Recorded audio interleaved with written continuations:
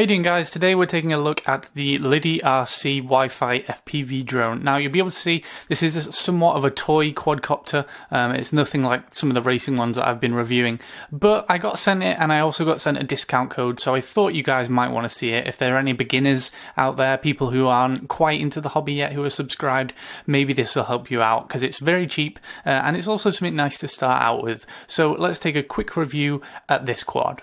This is actually for sale on Amazon, and it has Amazon Prime as well, so you could literally get it tomorrow if you want to order it today, so no more waiting about for 2 weeks like you do on Banggood. I've also got a 25% off coupon code if you want to use that in the description.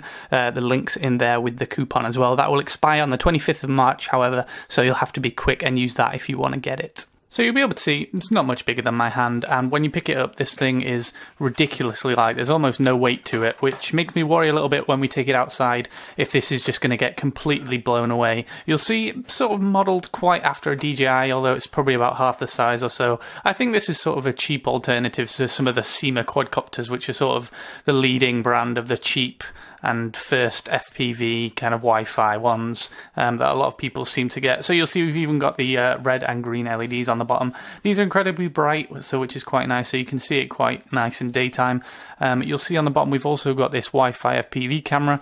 The annoying thing about this is that you'll notice at the back there is no USB slot. This just transmits over Wi-Fi through here, which can be a bit annoying because when you're transmitting Wi-Fi, if you get the signal interfered, then that's recorded as well. So you'll always have that interference on your recording, whereas if you record it directly onto your memory card that you have implanted in here, then obviously there'll be no interference. But unfortunately, there's not one of these in here, but it is very cheap, so I'll let them off. You can also detach this if you want.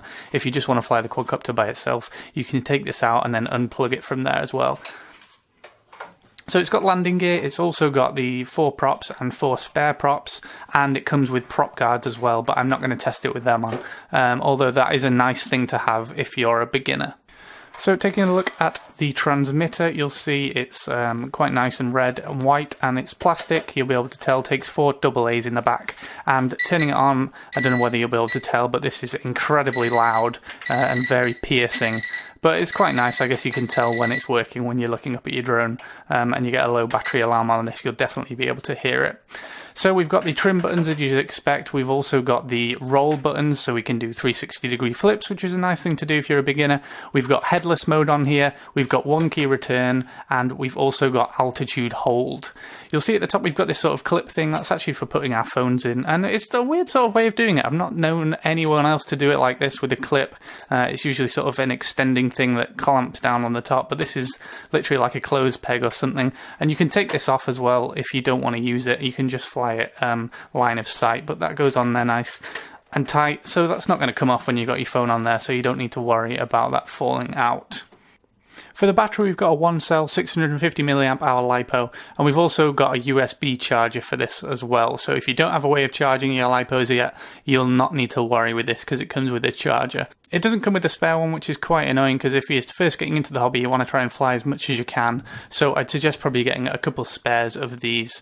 So you just attach the battery on there and then stuff it in and put the wires out of the way, and then you can close that. And then we've got the on button down here, and if we switch that on, you'll be able to see the LEDs are quite bright, and they're quite good. They flash on and off as well, depending on different modes you're in as well, so you can sort of see what the drone's doing when you've got the LEDs on.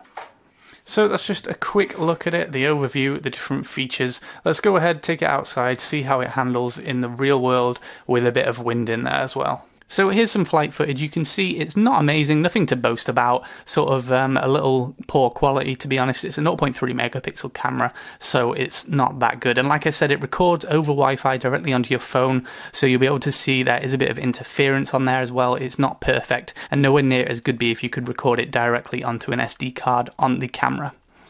However, one thing I am impressed by is the flips, because I'm actually sort of less than a metre, probably about 2 feet off the ground here, and still managing to do flips and not even touch the ground. So it's got quite a tight turnaround area for doing flips in, which is pretty impressive and something quite good if you're a beginner as well. A disappointing thing about this is the range. You'll see here I'm standing still probably about 30 meters away so from the quad, and then it just simply drops out the sky. Thankfully it doesn't completely drop, it does lay itself down quite gently, but nevertheless the range is quite poor. It's probably about 30 or 40 meters, so that's not really good if you want to be doing it in a big park or a field, but if it's just something to fly in your back garden, then this is fine, and the camera on there is a nice attachment. Another good thing about this is the battery life, because obviously it's not a very intensive drone and it's incredibly light. It does last quite a long time, probably about 8 or 9 minutes I've found, which has been pretty useful, sort of getting a good flight out of each charge, which is always nice, and it's not over in a couple of minutes, it's at least sort of 8 or 9 minutes, so it's quite good. But a problem with being so light is that it can get bashed about by the wind. I could manage to counteract that a bit with the trim, but obviously wind changes quite frequently, and even sort of a little bit of a gust will blow this off course. However, the altitude hold mode did work quite well. It stayed at the right altitude, but of course, due to its lightweightness, it just drifted whenever there was a bit of wind. So, all in all, not the best quadcopter, but for about £30, can't really argue with that. And I'd probably suggest it to a beginner or maybe as a first time quad, because it's quite fun, the camera's a nice touch on there. The latency on this is a bit too high to be able to be doing FPV with it. It's a nice touch, but I wouldn't buy this if you want to fly looking at your phone, because you'll just crash, because that latency is quite high. Nevertheless, it's quite a good quadcopter for a beginner, sort of as your first ever FPV or camera drone, and I think it's quite nice for about £30 on Amazon. You can't really argue, and obviously you've got the Amazon guarantee there as well. Anyway guys, that's it for today. This has been sort of a quick quadcopter review of a toy grade one. I'll be doing a couple more like this for you sort of beginners out there and people who are just getting into the hobby, because I know they do help. However, most of it I will still be focusing on sort of build your own kits and racing kits, because that is really what I'm interested in. Anyway guys, thanks for sticking around, and I'll see you next time.